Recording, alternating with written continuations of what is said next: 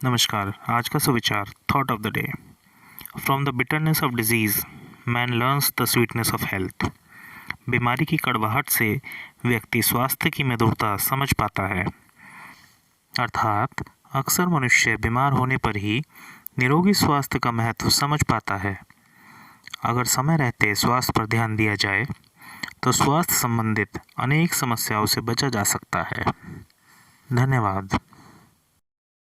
नमस्कार। आज का शब्द today's word is mainly. MAINLY।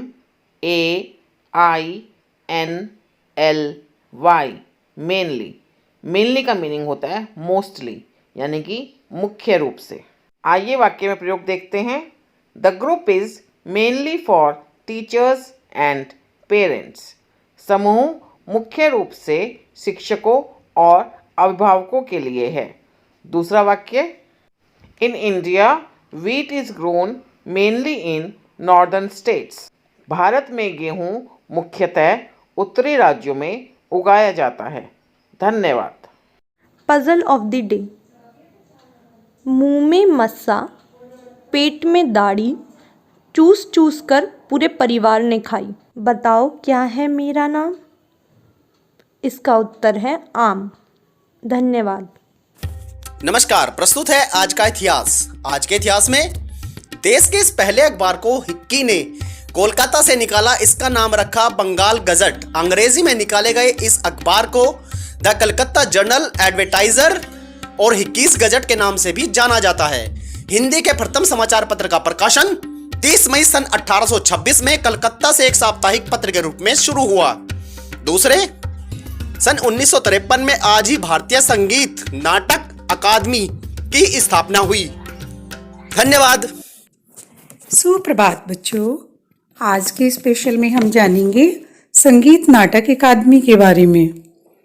संगीत नाटक अकादमी भारत सरकार द्वारा स्थापित भारत की संगीत एवं नाटक की राष्ट्रीय स्तर की सबसे बड़ी अकादमी है। इसका मुख्यालय दिल्ली में है। संगीत नाटक अकादमी की स्थापना संगीत, नाटक और नृत्य कलाओं को प्रोत्साहन देने तथा उनके विकास और उन्नति के लिए विविध प्रकार के कार्यक्रमों का संचालन करने के उद्देश्य से की गई थी। धन्यवाद। सुप्रभात। और अब प्रस्तुत है आज की कहानी। आज की कहानी का नाम है बुद्धि का बल। विश्व के महानतम दार्शनिकों में से एक सुकरात एक बार अपने शिष्यों के साथ बैठे कुछ चर्चा कर रहे थे। तभी वहां एक ज्योतिषी आ पहुंचा। वह सबका ध्यान अपनी ओर आकर्षित करते हुए बोला, मैं ज्ञानी हूँ। मैं किसी का चेहरा देखकर उसका चरित्र बता सकता हूँ।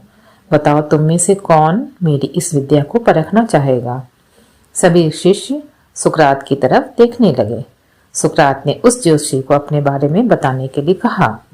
ज्योतिषी उन्हें कुछ देर निहारने के बाद बोला, तुम्हारे चेहरे की बनावट बताती है कि तुम सत्ता के विरोधी हो। तुम्हारे अंदर द्रोह करने की भावना प्रबल है।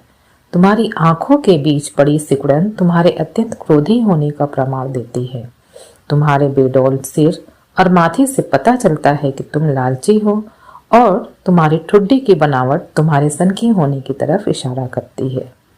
इतना सुनकर शिष्य क्रोधित हो गए, पर इसके उलट सुकरात प्रसन्न हो गए और ज्योतिषी को उन्होंने इनाम देकर विदा किया। शिष्य सुकरात के इस व्यवहार से आश्चर्य में पड़ गए और उनसे पूछा कि गुरुजी, आपने उस ज्योतिषी को इनाम क्यों दिया, जबकि उसने जो कुछ भी कहा वो सब गलत है? नहीं पुत्रों, ज्योतिषी ने जो कुछ भी कहा वो सब सच है। उसके बताए सारे दोष मुझ में हैं। मुझ में लालच है, क्रोध है और उसने जो कुछ भी कहा वो सब है। पर वह एक बहुत जरूरी बात बताना भूल गया।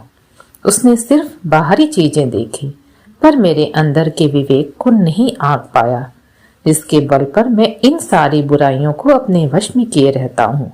बस वह यहीं चूक गया। वह मेरे बुद्धि के बल को नहीं समझ पाया। सुकरात ने अपनी बात पूर्ण की। धन्यवाद।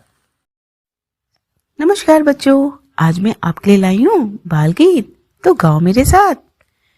एक डाल पर बैठा बंदर भीग रहा पानी के अंदर, थर थर थर थर काँप रहा था, कहाँ छिपू मैं झाँक रहा था।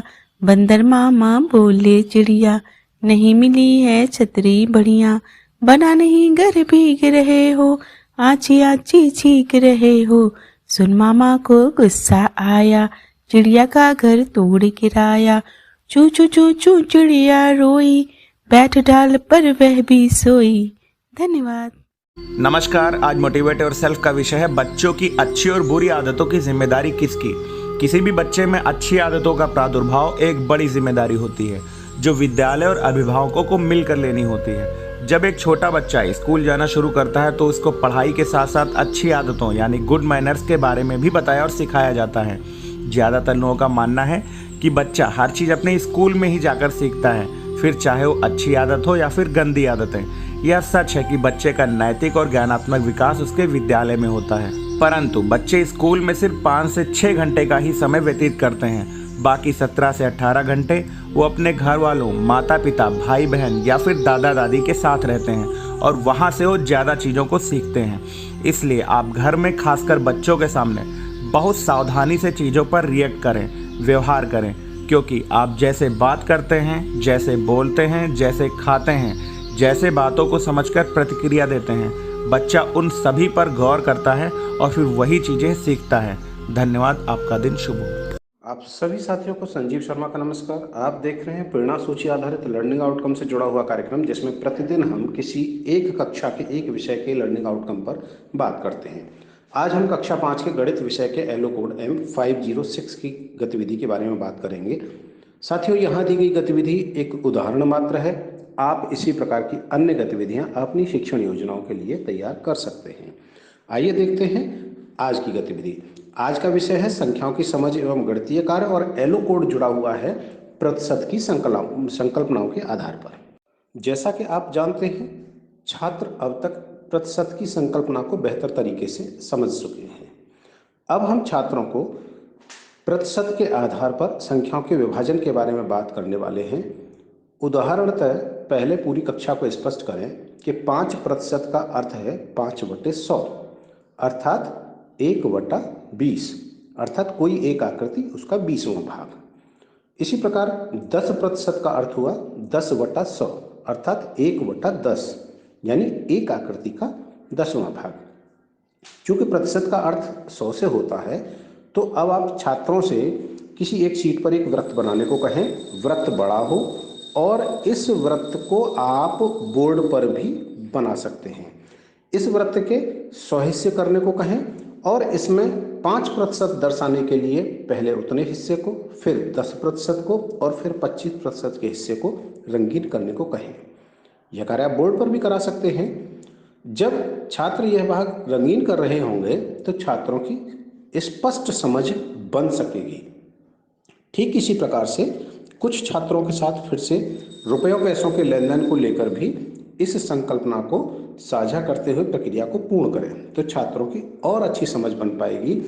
अब आप छात्रों को छोटे छोटे समूह में विभाजित कर दें और इन समूहों के माध्यम से छात्रों से इसी प्रकार की प्रक्रिया अलग अलग संख्याओं, अलग अलग संकल्पनाओं के साथ पूर्ण करते हुए प्रदर्शित करने को कहें। आप देखेंगे कि छात्रों की बेहतर और स्पष्ट समझ बनती जा रही है और प्रतिशत को लेकर कई प्रकार की भावनाएं जो मन में होती हैं वह और अधिक स्पष्ट बन पाएंगी। इस गतिविधि को कराते हुए आप छात्रों के साथ पूरी तरह से जुड़कर कार्य करें। आपकी सक्रिय भागीदारी गतिविधि की सफलता तय करेगी। तो कराते रहे इस प्रकार से गतिविधियां और हासिल करें प्रेरणा लक्ष्यों को। हम बनाएंगे प्रेरक प्रदेश उत्तर प्रदेश। जय हिंद, जय शिक्षा की बात होगी, गुणवत्ता की बात। मिशन प्रेरणा ये कहे, ज्ञान की गंगा बहे, ज्ञान की गंगा बहे, प्रदेश ये प्रेरक बने। सारे बच्चे बच्चियां, सारे शिक्षक शिक्षिका, यानी सब उत्तर प्रदेश।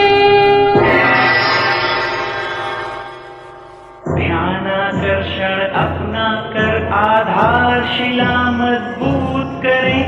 शिक्षण संग्रह कर शिक्षक शिक्षा का सृजन करे, शिक्षा का सृजन करे।